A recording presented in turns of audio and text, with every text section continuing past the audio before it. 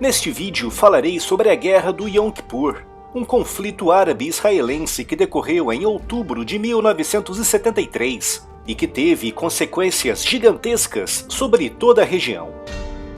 Em junho de 1967, em apenas 6 dias de combates, forças israelenses venceram os exércitos combinados do Egito, da Síria, da Jordânia, do Iraque e do Líbano. Esse conflito, conhecido como a Guerra dos 6 Dias, resultou em enormes ganhos territoriais para Israel, com destaque para a Península do Sinai, a faixa de Gaza, as colinas de Golã e a Cisjordânia. No espaço de apenas uma semana, o território israelense quase triplicou. Nos anos a seguir à Guerra dos 6 Dias, cresceu em Israel uma certa convicção de que eram invencíveis. Se sem a ajuda de tropas estrangeiras, 150 mil soldados israelenses conseguiram derrotar mais de 600 mil soldados árabes, que atacaram a partir de 3 frentes diferentes, para a sociedade israelense entre o final dos anos 60 e o início dos anos 70, nada de mal poderia acontecer ao seu país. Como é óbvio, o mundo árabe tinha sido humilhado nessa guerra e queria vingança, e o Egito, que perdeu 1/3 do seu território, iria liderar esse esforço vingativo. Com a morte de Gamal Abdel Nasser, o presidente egípcio que tinha liderado a coalizão árabe na derrota de 1967, o governo no Egito foi assumido em 1970 por Anwar Sadat, que logo na sua tomada de posse, prometeu que reconquistaria a Península do Sinai. Entre 1971 e 1972, Sadat fez muitos esforços diplomáticos para tentar obter de volta essa importante região, chegando mesmo a sinalizar que reconheceria formalmente a existência de Israel desde que os israelenses saíssem da península. Mas as negociações sempre esbarravam em pequenos detalhes, como por exemplo a autonomia sobre a faixa de Gaza e a insistência de Israel em manter algumas bases militares na península. Em 1972, as negociações chegaram a impasse, com o Egito exigindo que Israel saísse de todos os territórios ocupados na Guerra dos 6 Dias de 1967. Naquela guerra, o exército egípcio tinha sido praticamente todo destruído. Mais de 80% de todos os aviões militares egípcios, incluindo caças, bombardeiros e aviões de reconhecimento, tinham sido abatidos, bem como mais de 2/3 de todos os seus blindados. Mas logo depois da guerra, os soviéticos iniciaram um amplo programa de rearmamento egípcio e em 1972, 5 anos após o fim da guerra, o exército egípcio estava mais forte e mais bem equipado do que nunca. Isso levou Sadat a traçar diversos planos de ataque contra Israel, acreditando que mesmo uma pequena vitória militar poderia forçar os israelenses a aceitarem as exigências egípcias. Essa vitória, mesmo que pequena e limitada, serviria também para aliviar o peso da vergonha da desastrosa derrota de 1967. O Egito queria a guerra, com várias demonstrações populares pedindo uma nova guerra contra Israel. Mas os aliados egípcios estavam relutantes, o que levou Sadat a iniciar um grande tour diplomático por diversos países. No espaço de apenas 6 meses, Sadat visitou mais de 50 países, enviando emissários diplomáticos para dezenas de outros. E no início do segundo semestre de 1973, o Egito já tinha ao seu lado cerca de 100 nações, incluindo a totalidade da Liga Árabe. Até mesmo na Europa, os egípcios conseguiram vitórias importantes, trazendo os britânicos e os franceses para o lado árabe no Conselho de Segurança da ONU. Como consequência desses esforços, em julho de 1973, Israel era uma das nações mais isoladas de todo o mundo. Poucas semanas antes do início da guerra, Henry Kissinger, secretário de Estado do presidente Richard Nixon, fez uma proposta para Sadat. Israel devolveria a Península do Sinai para o Egito e sairia de toda a região, mas em troca, teria a permissão de manter 3 controles militares numa faixa de 10 quilômetros na fronteira entre ambos os países. Mas nessa época, Sadat, com seu exército reconstruído pelos russos e com apoio militar e diplomático completo do mundo árabe e até mesmo de algumas nações europeias, não aceitou. Sadat estava preparado para a guerra e entre julho e setembro de 1973 iniciou as movimentações finais. Como é óbvio, tantas movimentações diplomáticas e militares não passaram despercebidas para Israel. Mas como referi no início, nessa época a sociedade israelense considerava que o seu país era invencível e que nenhuma ameaça seria grande o suficiente para colocar em risco a sua existência. Isso levou a que o governo de Golda Meir subestimasse a nova ameaça egípcia. No final de setembro, Sadat iniciou um amplo exercício militar que nada mais era do que uma manobra para camuflar a movimentação dos seus soldados em direção à fronteira. No fim desse mês, graças a essa manobra, os egípcios tinham concentrado mais de 200 mil soldados em pontos estratégicos ao longo do Canal de Suez, prontos para cruzá-lo. O plano de Sadat era cruzar o canal em 6 pontos e avançar o mais rapidamente possível pela península, conquistando cruzamentos e passagens estratégicas no seu interior. Sadat acreditava que mesmo que todo o Sinai não fosse conquistado, se o Egito conseguisse manter esses pontos estratégicos, o exército israelense não seria capaz de avançar, o que levaria o governo de Israel a aceitar negociar a completa retirada militar da região. Enquanto isso, entre setembro e outubro, o gabinete da primeira-ministra Golda Meir lidava com toneladas de informes que chegavam de hora em hora. Israel sabia que o Egito iria atacar, mas não sabia quando e nem como eles fariam isso. No dia 6 de outubro de 1973, teve início o Yom Kippur, o dia mais sagrado do judaísmo, um dia em que os judeus devem jejuar e orar, congregando-se em reuniões familiares e em sinagogas. Para os árabes, esse era o dia ideal para um ataque de surpresa, pois sabiam que muitos militares israelenses estariam dedicados ao Yom Kippur. E por isso, mesmo coincidindo com o Ramadão muçulmano, o presidente Sadat definiu esse como o dia para o início da guerra. E na manhã desse dia, Golda Meir reuniu-se com seu ministro da Defesa, Moshe Dayan, onde ficou combinado que Israel faria um ataque por antecipação contra o Egito e a Síria, mais ou menos nos mesmos moldes do ataque por antecipação que garantiu a rápida vitória israelense na Guerra dos 6 Dias, de 1967. Mas nesse dia, o secretário Kissinger, numa conversa telefônica com Golda Meir, pediu-lhe para não realizar esse ataque, já que estava negociando uma saída pacífica com Sadat. Mas aquilo que eles não sabiam era que Sadat estava apenas ganhando tempo com essas negociações e que nesse mesmo dia estava tudo pronto para o ataque. E foi assim que às 14 horas do dia 6 de outubro de 1973, em pleno Yom Kippur, 32 mil soldados egípcios cruzaram o Canal de Suez em 6 pontos, apanhando os israelenses completamente desprevenidos. No norte, os sírios atacaram também nesse mesmo dia e nessa mesma hora, com a invasão iniciando-se com uma intensa barragem de artilharia e um ataque aéreo com mais de 100 aviões. Na fronteira com a Síria, o exército israelense era composto por apenas 3 mil soldados, 180 blindados e 60 peças de artilharia, que enfrentaram o ataque de quase 40 mil soldados sírios.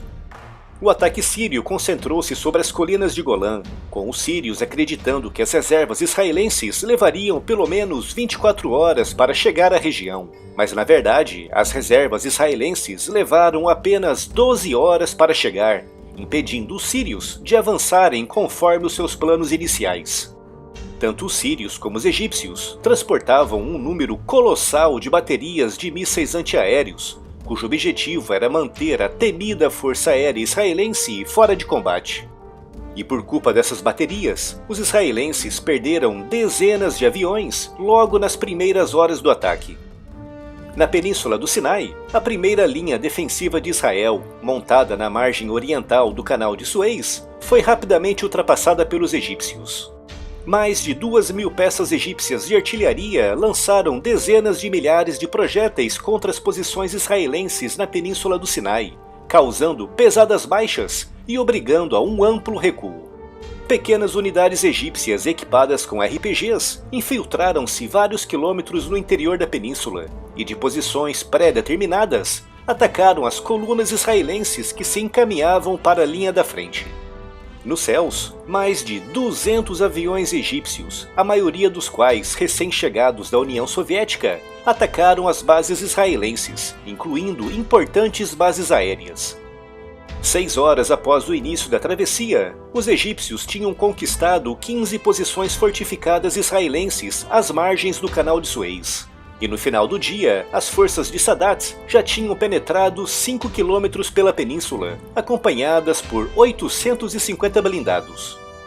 No norte, as forças sírias encerraram o dia com um grande avanço territorial, tendo reconquistado quase 1/3 das colinas de Golã. Na manhã do dia seguinte, os egípcios reforçaram as suas posições na península, conseguindo repelir com sucesso os contra-ataques israelenses. Nesse segundo dia, os israelenses iniciaram também fortes ataques aéreos contra a retaguarda egípcia, tentando com isso atrasar os reforços que cruzavam o Canal de Suez. No norte, os sírios retomaram os avanços, atacando pequenas unidades israelenses que, apesar de isoladas, lutavam até ao último homem. No terceiro dia, o sucesso egípcio foi ainda maior, com muitas colunas israelenses tendo sido destruídas em tentativas desesperadas e mal coordenadas de contra-ataque. Mas no norte, os sírios começaram a ser lentamente empurrados de volta para a Síria por um grande contra-ataque israelense. No dia 9 de outubro, no quarto dia da guerra, os egípcios foram obrigados a parar devido à falta de suprimentos, com os ataques aéreos israelenses causando grandes danos na retaguarda do exército de Sadat.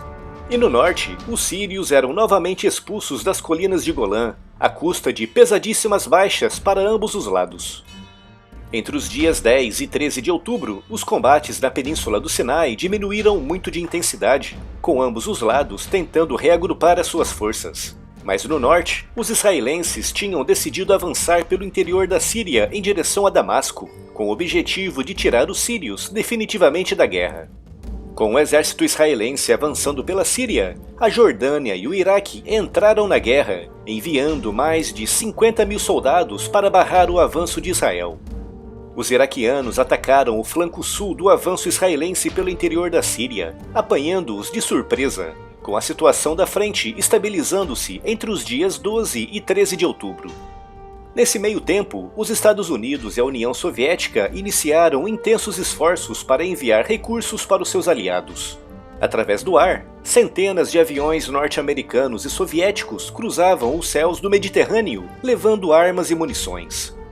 No dia 14 de outubro, com a situação dos suprimentos resolvida, o Egito retomou os ataques, lançando uma ofensiva contra as passagens estratégicas de Mitla e Gide, bem como contra o cruzamento de estradas em Refidim. Mais de 800 blindados egípcios avançaram contra uma área defendida por 700 blindados israelenses, resultando na destruição de mais de 250 veículos egípcios, contra apenas 40 israelenses. O fracasso do ataque egípcio do dia 14 de outubro abriu caminho para um grande contra-ataque israelense liderado pela 143ª Divisão, comandada pelo general Ariel Sharon. No dia 15, paraquedistas israelenses atravessaram o Canal de Suez durante a noite, seguidos por alguns veículos e blindados, que se espalharam pela retaguarda do exército egípcio, destruindo principalmente as baterias antiaéreas. No final desse dia, essa pequena coluna israelense tinha avançado mais de 15 quilômetros pela retaguarda, causando pesadas baixas e levando os comandantes egípcios a acreditarem que o exército israelense tinha cruzado o Canal de Suez com uma grande força. Com muitas baterias antiaéreas egípcias destruídas por esse ataque, os caças israelenses conseguiram avançar e, através de ataques cirúrgicos, destruíram muitas outras baterias, criando uma ampla zona onde os egípcios não contavam com defesas antiaéreas, o que permitiu aos israelenses construírem 2 pontes sobre o Canal de Suez, facilitando a travessia de mais soldados e também de mais veículos blindados entre os dias 16 e 18 de outubro. Entre os dias 18 e 22 de outubro, tanto no interior da Síria como na península do Sinai e agora também no interior do Egito, forças israelenses e árabes travavam uma desgastante guerra de atrito, com os israelenses avançando pouco a pouco em ambas as frentes. No dia 23 de outubro, os israelenses lançaram um grande ataque aéreo contra a retaguarda síria, destruindo grandes depósitos de munições recém-chegadas da União Soviética, bem como muitas reservas de combustível. Nos céus decorriam inúmeros dogfights, com muitos MiGs sírios, egípcios e jordanianos, e muitos caças F-4 israelenses tendo sido perdidos. E nesse mesmo dia 23, os sírios, com blindados soviéticos novos, depois de terem perdido quase todos os que tinham nos primeiros dias da guerra, coordenaram um contra-ataque com as forças iraquianas e jordanianas. Mas o contra-ataque foi cancelado à última hora devido a um cessar-fogo imposto pelas Nações Unidas. Mas no sul, o cessar-fogo não foi respeitado nem pelos israelenses e nem pelos egípcios, com Israel avançando ainda mais e cercando todo o terceiro exército egípcio a leste do Canal de Suez. Com o terceiro exército egípcio completamente cercado, o exército israelense iniciou a marcha pelo interior do Egito e no dia 25 de outubro estava a menos de 100 quilômetros da capital, a cidade do Cairo.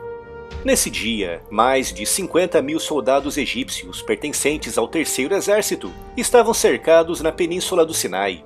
25 mil soldados israelenses estavam a menos de 100 quilômetros do Cairo, e tudo o que restava do exército egípcio estava espalhado pela península, com muitas pequenas e médias unidades cercadas ou em vias de serem cercadas. O poderoso exército egípcio, recém-equipado com as melhores armas soviéticas, estava a um passo da aniquilação quase completa, mas os israelenses não estavam em boa situação, com grandes baixas e perdas acumuladas desde o início da guerra. Apesar de estarem firmemente posicionados no interior do Egito, as suas forças não estavam estrategicamente bem localizadas e as suas linhas de suprimentos podiam ser atacadas a qualquer momento. E por isso, quando o presidente egípcio Sadat pediu o fim da guerra no dia 25 de outubro, Israel aceitou. Mas os combates prosseguiram nos dias seguintes, principalmente à volta do terceiro exército egípcio, que apesar de cercado e apesar do fim da guerra, tentou escapar atacando as forças israelenses, com o comandante egípcio do terceiro exército desistindo do ataque no dia 28 de outubro, depois de sofrer pesadas baixas. Apesar do cessar-fogo assinado no final de outubro de 1973, os combates continuaram ao longo do Sinai até o dia 18 de janeiro de 1974. No total, além dos 600 mil soldados egípcios e 150 mil sírios, participaram da guerra também 4 mil cubanos, 5 mil marroquinos, 3 mil sauditas, 25 mil jordanianos e 25 mil iraquianos, além de dezenas de milhares de voluntários árabes que vieram de dezenas de países do Oriente Médio e da África, mas também norte-coreanos e russos. Do lado israelense participaram nos combates cerca de 400 mil soldados, todos eles israelenses, sem participação de soldados estrangeiros. Em termos de baixas, foram mortos cerca de 2.700 soldados israelenses e 8 mil ficaram feridos, contra 16 mil mortos árabes e mais de 30 mil feridos. Israel perdeu pouco mais de 1.000 blindados e 300 aviões, com os árabes perdendo mais de 2.200 blindados e 500 aviões, além de 19 navios afundados na costa síria e egípcia.